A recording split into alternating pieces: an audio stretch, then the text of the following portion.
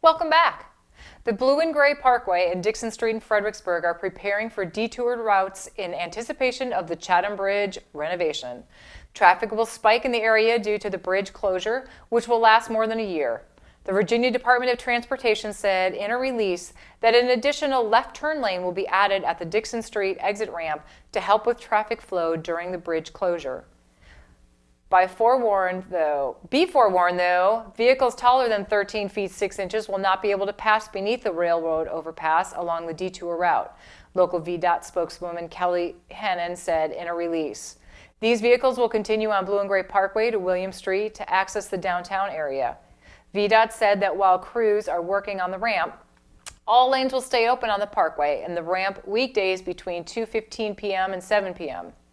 Most construction work will happen outside the travel lanes, but drivers should remain vigilant for periodic lane closures. And let's talk about Virginia State Police. On November 18th, Alex Thorson of the WRIC newsroom reported, Virginia State Police, or the VSP, wants to digitalize the ticket writing process statewide, a move that could drastically reduce the amount of time it takes troopers to conduct traffic stops.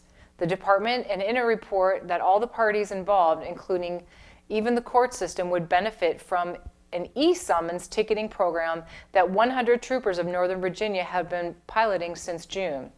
Compared to the traditional handwritten method for issuing summonses, VSP says the pilot program has trimmed traffic stop times by an average of 16 minutes, from 26 minutes per stop down to 10 minutes, thus limiting the amount of time both troopers and drivers are exposed to potential roadside dangers. In addition to cutting the amount of time it takes troopers to issue handwritten citations in half, VSP says the program would also improve efficiency by eliminating the need for data entry and reducing errors caused by illegible handwriting. Here's how it works. When issuing a summons, VSP troopers would be able to scan a driver's license and/or vehicle registration, input their alleged offense, and upload the information electronically directly to the court system's database. The trooper can also print a copy of the typewritten summons for a violator. By cutting the amount of time it takes to handwrite and manually submit data, VSP said the e-summons program could free up thousands of additional work hours for departments. Based on the preliminary data, the reduction in time to issue a traffic summons using the e-summons program would free 22,000 additional work hours per year in the pilot division. 82,700 summonses this time, 16 minutes saved each, divided by 60. The department said that in its report, this is the equivalent of adding more than 11 troopers to the division. Statewide VSP said that the work hours saved would be the equivalent of adding 66 troopers to patrol duties. VSP said the pilot program received nearly $2 million to cover deployment and implementational funding costs in the Northern Virginia region during the fiscal years 2019 and 2020.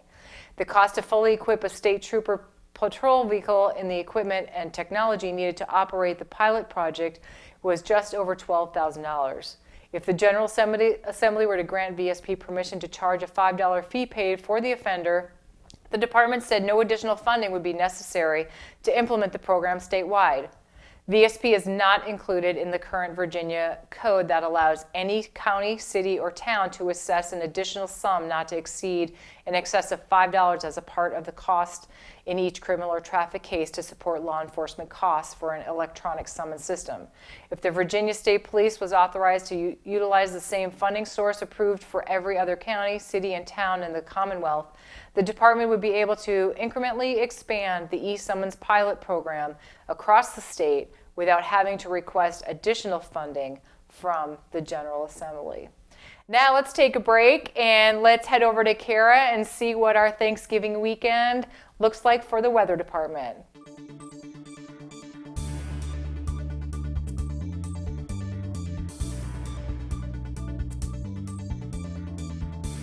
Hi, I'm Colucci with CVTV Weekend Weather, and here is your update for this very last weekend in November. I hope everybody enjoyed their Thanksgiving and is nicely recovering from their turkey comas. We got some weather to talk about. On Friday, highs will be in the lower 50s. It's going to be a partly cloudy day, but it should be an okay day for all of those Black Friday shoppers out there.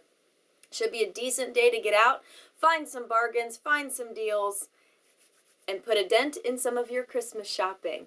On Saturday, it's going to be highs in the low 40s. However, it's going to be some rain and precipitation moving in the late afternoon hours. So that rain is going to continue on through the evening because Sunday we are looking at highs in the low 50s once again, but rain, rain, rain.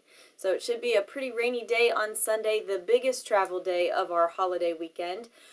So try and stay off the roads. Hopefully you had a wonderful weekend. I'm Kara Colucci with CVTV Weekend Weather. Make it a great week.